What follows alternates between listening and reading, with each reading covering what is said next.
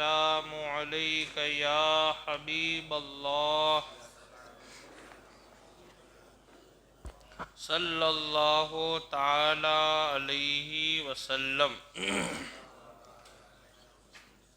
ایک شخص تھا اور اس کی یہ عادت تھی کہ جب کبھی نبی کریم صلی اللہ تعالی علیہ وسلم کا ذکر پاک سنتا تو درود پاک پڑھنے میں بخل کرتا تھا، یعنی کنجوسی کرتا تھا، درود پاک پڑھتا نہیں تھا۔ حالانکہ ہونا یہ چاہیے، محبت رسول اور ایمان کی حلاوت یہ ہے کہ جب بھی سرکار کا نام پاک لے یا سنے تو سرکار پر درود پاک پڑھنا چاہیے۔ ہاں اگر کبھی آپ بھول گئے یا کوئی ہو گئے تو ایک بات الگ ہے، لیکن ارادتاً چھوڑنا یہ صحیح بات نہیں ہے۔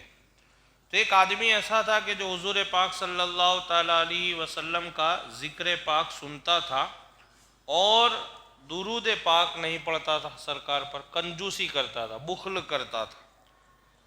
تو پھر اس کی زبان گونگی ہو گئی، زبان سے بولنا بند ہو گیا، جس کو گونگا بولتے، اور آنکھوں سے بھی اندھا ہو گیا۔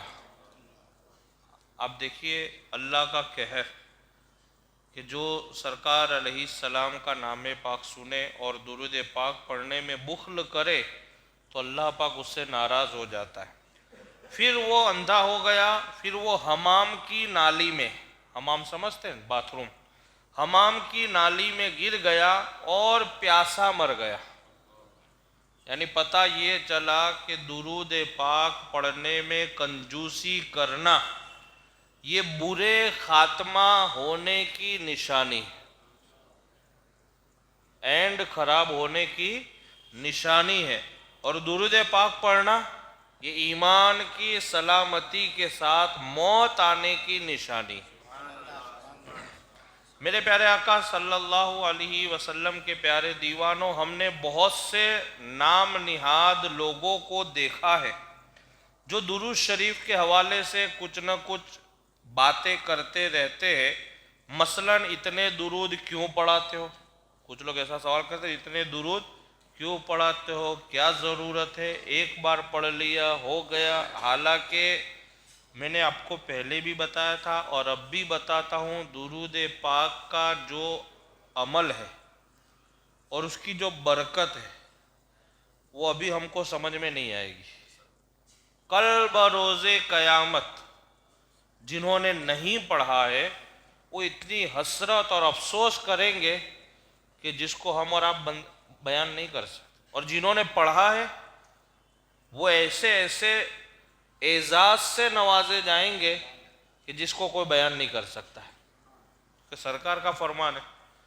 تو اب کچھ لوگ ایسے ہیں کہ جو اتنے درود کیوں پڑھاتے ہو ایسا سوال کرتے ہیں۔ بہت سارے لوگ کہیں گے اذان سے پہلے کیوں پڑھتے ہو، فلاں وقت کیوں پڑھتے ہو۔ ان مذکورہ واقعہ سے سبق حاصل کرنا چاہیے اور بخل سے بچنا چاہیے، یعنی درود پاک پڑھنے سے، کنجوسی کرنے سے بچنا چاہیے تاکہ خاتمہ اچھا ہو اور بری موت سے اللہ تعالی ہم سب کو بچا لے۔ تو درود شریف ایک ایسا عمل ہے کہ جس سے ایمان کی سلامتی کے ساتھ ہمارا خاتمہ ہوتا ہے۔ یاد رکھے درود شریف کی کثرت کرنے والے کا خاتمہ انشاءاللہ بہتر ہی ہوگا۔ صاحب کتاب نے خلاصہ کیا ہے احادیث کی روشنی میں کہ جو لوگ درود پاک پڑھتے ہیں ان کا خاتمہ ایمان کی سلامتی کے ساتھ ہوگا۔ اللہ سے دعا ہے کہ اللہ رب العزت ہم سب کو درود پاک کثرت سے پڑھنے کی توفیق عطا فرمائے۔ چینل فیضان پنجتن کو سبسکرائب کریں، لائک کریں، بیل آئیکن بٹن کو دبائیں۔